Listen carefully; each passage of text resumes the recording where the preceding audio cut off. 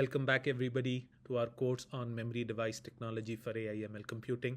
I'm your instructor Shubhadeep from IIT Hyderabad.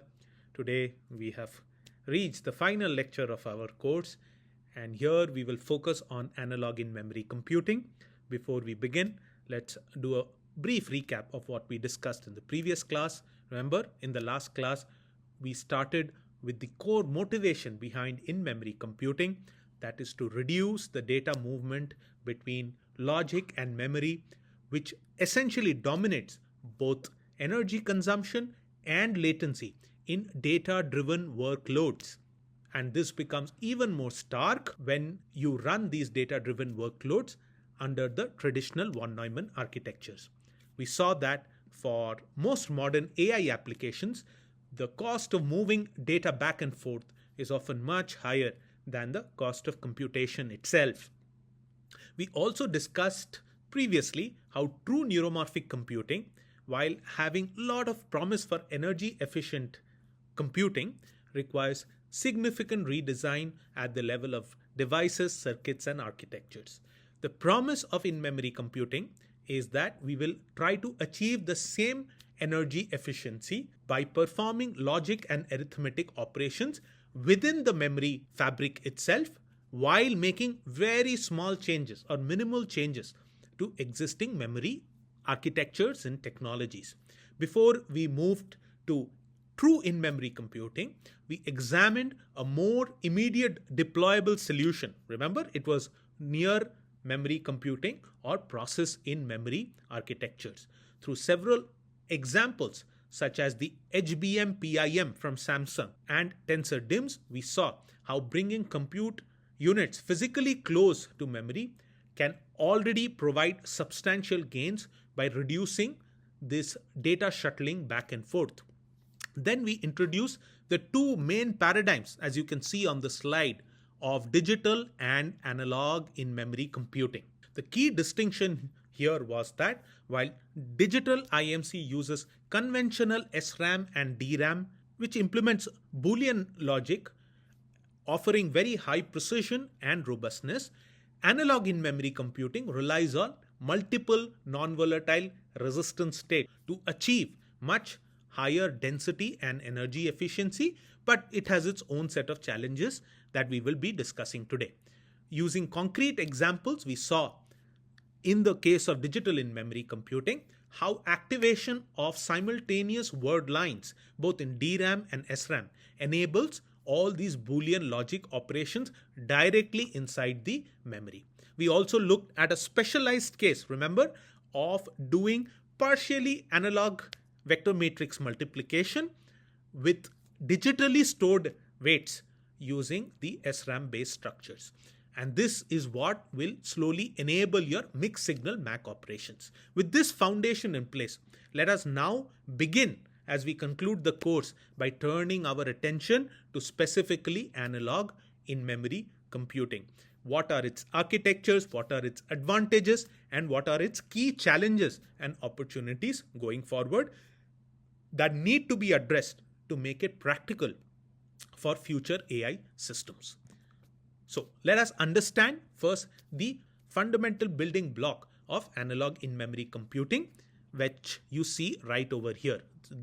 So here the memory cell which I have shown is not a cell which just stores a binary 0 or 1. Instead, it stores a conductance value that I have indicated with the value G. And it's not just a simple conductance value, it is a variable conductance value. Means you can gradually tune the conductance of this particular resistor to represent multiple non-volatile resistor states. And that is what is at the core of analog in-memory computing. So to this tunable conductance, when we apply a analog voltage Vin, is converted from a digital source using a D2A converter, because as we will see that although the main acceleration part of analog in-memory computing happens in the analog domain, the signal transmission to and from other parts of the chip happens in the more reliable digital domain. So this digital data needs to be converted into analog data. So this is what this D to A converter does.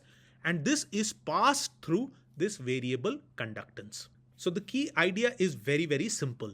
Larger the conductance, the larger is the current for the same input voltage.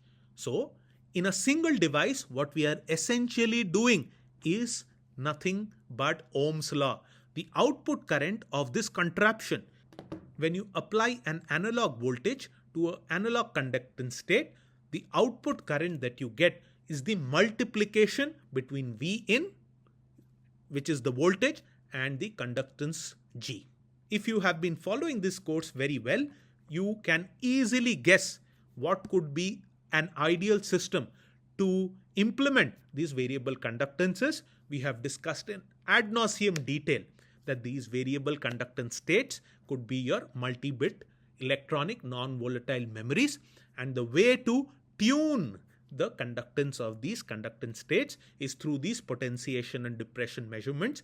I will not go into details because we have covered them when we were covering ENVMs and also synaptic applications of ENVMs in the last two sections. So this is one simple element of your analog in-memory computing where it is performing the multiplicative action.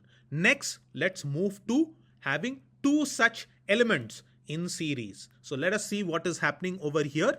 So here we have two different conductance G1 and G2 through which you are passing different input analog voltages, which is V in 1 and V in 2. So at the end of this node, the output of your first conductance device will give you I out 1, which will be equal to V in 1 multiplied by G1. Whereas I out 2 will give you the value of V into G2. Now what happens at this particular output node? Because they are connected in series, the total current by the virtue of Kirchhoff's current law will be that both these currents I1 and I2 belonging to these two separate branches, branch 1 and branch 2, when they are connected together, they will just be summed up. So I total will be equal to I1 plus I2, since I1 is equal to G1 multiplied by V1 and I2 is equal to G2 multiplied by V2. The total I1 will be G1 V1 plus G2 V2. Now I hope you are able to see what is happening over here. Just by using basic laws of physics, we have two operations which are happening naturally and in parallel. Each and every memory element performs a multiply operation, whereas the array wiring performs the addition operation. So in conclusion, this is exactly what we want for deep neural networks, which is the multiply and accumulate operation, which is the core of all that is happening at every node of a neural network. So the key takeaway from this particular demonstration is that analog in-memory computing does not compute using logic gates. Instead, it computes exploiting device physics, which is the multiple conductance states of ENVMs and simple Kirchhoff's law and Ohm's law. And with these basic physical laws of nature, you are able to perform a multiply and accumulate operation. Now let's scale up these two elements into a two-dimensional array of conductance matrix. So here in the two-dimensional array, you have G11, G12, a row of conductances and a column of conductances, and at each and every row, you are applying the voltage V0, V1 right up till Vn. And what happens at the end of every row, you get a current I1, I2, Ij, and then In. So each and every input which is applied on the row will get multiplied by that particular element, and the summation will happen at the end of each row. If you think very carefully, you will know that the jth current or the current at the jth column will be nothing but the summation of the individual row input voltages multiplied by the corresponding conductance which is there in that particular cell. And this is exactly what is vector matrix multiplication. To make things very clear of how this is useful in case of an deep neural network, let's do a direct one-to-one correlation. So all this vector matrix multiplication that was possible through this 2D matrix of conductive elements through the application of Ohm's and Kirchhoff's law is that all these particular conductance states are now a proxy for weights. They are a proxy for the synaptic weights which are getting multiplied by the corresponding inputs V0, V1 and Vn. So the part that I have marked out, or one branch or one column of this 2D array matrix, will give you the multiply and accumulate operation for one of the nodes of a neural network. Now, why is this very important? This is important. We have studied this in detail, that if you look at the most energy and latency expensive operation of any neural networks, and this is some data I have taken from IBM research, this has different relative percentages of power consumption for different operations within the neural network.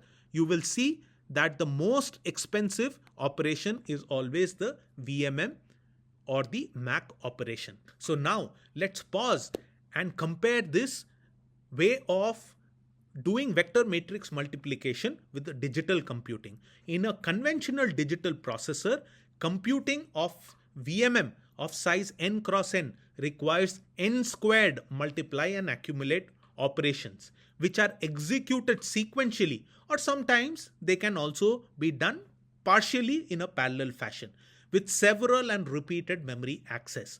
And that means that the computational complexity of the problem scales as O(n) squared. So for those who are not very aware of what is the meaning of complexity, it is a term which is coming from theory of computation.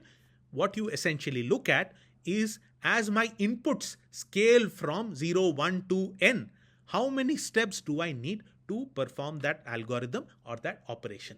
But as we have seen in this slide, the complexity of the same vector matrix multiplication becomes a one-step process when you do vector matrix multiplication using analog in-memory computing. And because MACs are the dominant operation in AI, going from n squared complexity of digital operation to a single physical operation in analog in-memory computing has this great promise of giving you orders of magnitude better gains in energy efficiency and also in throughput, especially for very large neural networks. So the near-term focus in analog in-memory computing is to have inference engines where you train the deep neural network offline and you load these trained weights onto this 2D matrix and simply do inference. So this inference engine, what we saw in IBM's TrueNOC. However, the long-term goal is also to do online training through continuous tuning of weights, both in supervised or unsupervised manner. So this is the key focus or goal of analog in-memory computing. However, it has its own set of challenges. The device challenges is something that we have dealt in detail, so I will not again brood about it, but the key device challenges still remain in the non-linearity of weight update. That is, that because the operation of these eNVMs is inherently nonlinear, when you start applying similar pulses, the weight update is not always linear. And as we have discussed, there are different ways to deal with this problem, and one of the ways is to have intelligent non-identical pulsing, which brings your non-linearity, as you see in the orange curve in A, to something which looks like very linear in case of C. The second important problem that we deal with in these eNVM arrays is large amount of cycle to cycle and device to device variability. This also we have spoken in detail when we were covering ENVMs, and we also saw how by using different techniques such as write and verify, you can somehow control this cycle to cycle and device to device variability with improvements in your peripheral circuitry and also software infrastructure. So now that we have quickly touched upon the challenges at the device level, which are the same as any problems in ENVMs, let's look at the challenges at the peripherals or the array peripherals. This is because a significant portion of the complexity, and as we will see, the energy cost actually comes from the peripheral circuitry that surrounds this analog memory array. So let's break this down. On the input side, as you can see, the analog in-memory computing requires digital to analog converters to convert digital data into analog voltages or currents that the array can process. Now, if you try to improve the precision of this DACs, naturally the area and power consumption will increase. These DACs must be reasonably linear and precise, especially when we want more than 3 to 4 bits of effective accuracy.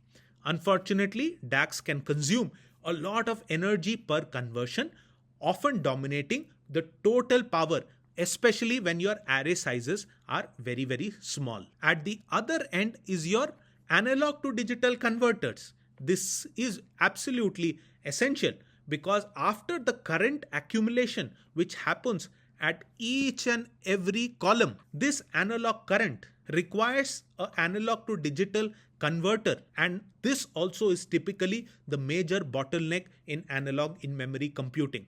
Higher the resolution of these ADCs, 8 bits or more, they consume disproportionately higher energy and area.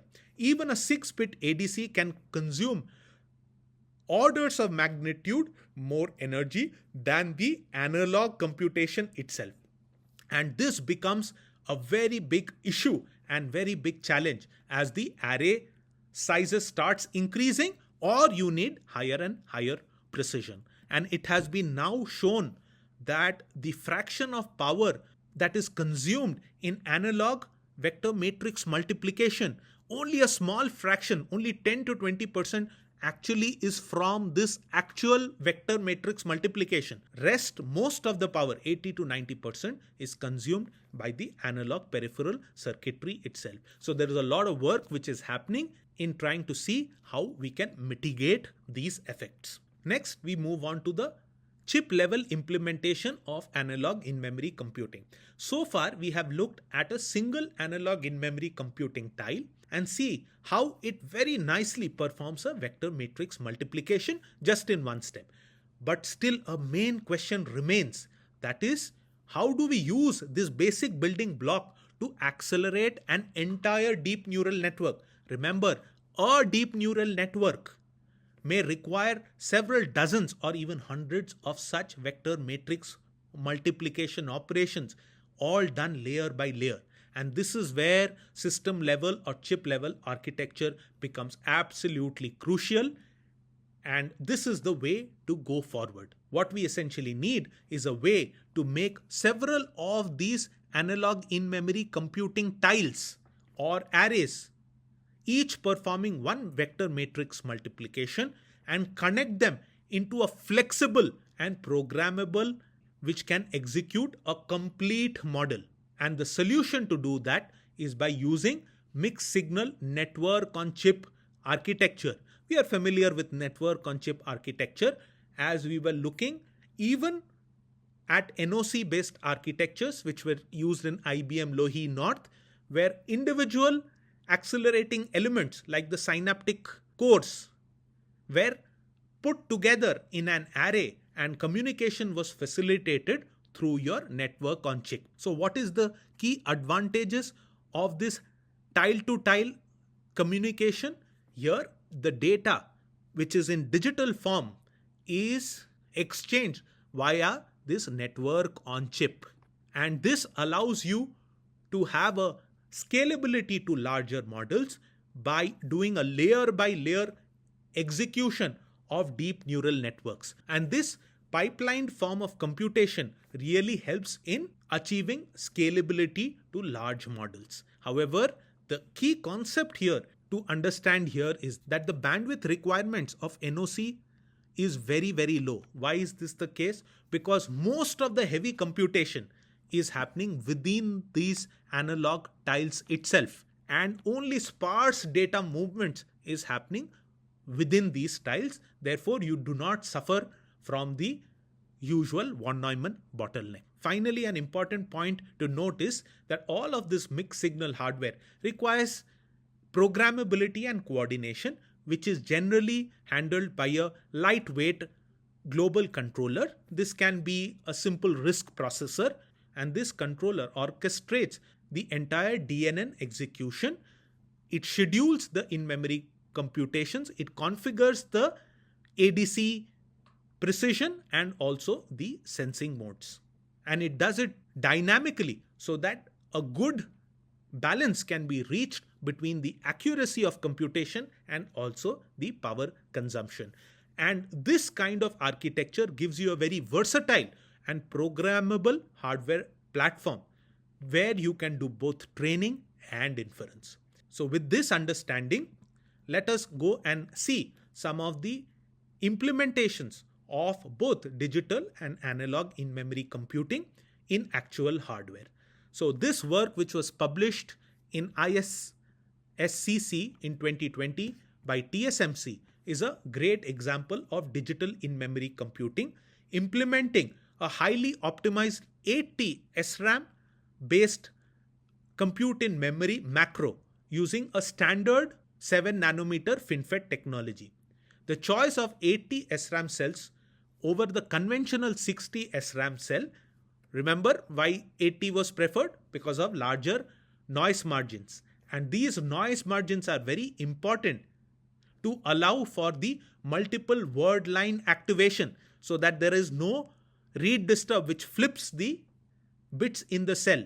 And this macro, which they had shown, performs 64 parallel 4-bit by 4-bit multiply and accumulate operations per cycle with 16 input neurons, as you can see over here. So during the operation, the right bit line is pre-charged and multiple row activations are done, as we have seen, which discharges the bit line depending on the stored bits, and each computation capacitor samples the bit line. A post-sampling charge sense step among the binary weighted capacitor produces the final analog MAC level, which is digitized by a 4-bit flash ADC. And with this, the authors explicitly model device-to-device nonlinearity using better neural network training, improving the MNIST accuracy by almost 30%, and it shows very good convergence to software levels just with 4-bit precision. This was fabricated, remember, in the 7 nanometer node, and the 64x64 macro occupies a very tiny space and is able to achieve the entire compute in memory cycle just within 5.5 nanoseconds with 0.4 volts with a very impressive tops per watt of roughly 350 tops per watt energy efficiency. So with this, let us move on and look at some implementation of analog in-memory computing using phase change memories, which are used to perform massive parallel matrix vector multiplications directly inside the memory array, which consists of 1T 1R cells, where this 1R is the PC RAM. The main reason for the success of this PC RAM based AIMC design, which was shown by IBM, was the ability to tune multiple level conductance states, where these states encode analog weights, which enable high density and very fine grained weight representation, which is absolutely necessary for neural network inference with decent precision. However, the PC RAM devices, as we have studied, exhibit lot of non-idealities such as conductance drift over time and non-linearity in the weight operation. And what this work does is it addresses all these challenges through peripheral compensation techniques, such as having reference conductance states, write and verify, and even adaptations to the readout circuitry. So these circuit level innovations maintain very high multiply and accumulate accuracies, even though the constituting devices are inherently suffering from lot of non-idealities. And because this computation is analog and massively parallel across these different crossbars, the overall energy and data movement overhead is dramatically reduced, because the PC RAM array not only is storing the weights with multiple level analog precision, but it is also performing the bulk of the computation inside the memory itself. And this demonstrates one of the first real life practical hardware implementations of analog in memory computing as a solution using a matured non-volatile memory technology. So we conclude our discussion by looking at the stellar work from Stanford University, where we look at this chip called the NEU, New RAM, which is a landmark example of doing analog in-memory computing that works not just at the device level, but through several layers of co-optimization across different multiple hierarchies, from devices and circuits all the way up to algorithms and system software. I really encourage you to read this particular paper that I have marked out for you in order to understand the true complexity and true nature of challenges that they have overcome to do a great design in analog in-memory computing. So before we go into the sub-blocks, let me very clearly articulate what is the meaning of co-optimization. Co-optimization means that instead of designing devices, circuits, architectures, and algorithms all done independently, they are all designed together with constraints and capabilities at one level, explicitly shaping decisions and modulating decisions at different levels. So first, let's focus on how they manage to transform a software neural network into hardware. And this was done by having NeuRAM as a 48-core analog in-memory computing chip, where each of the core consists of a transposable neurosynaptic array, which is capable of doing analog vector matrix multiplications. As shown in this diagram, the neural network is first partitioned layer by layer, and instead of mapping the entire network into a single large array, what NeuRAM does is it distributes different layers or part of layers across different multiple cores. Remember, each core consists of this TNSA array, which can individually do vector matrix multiplication.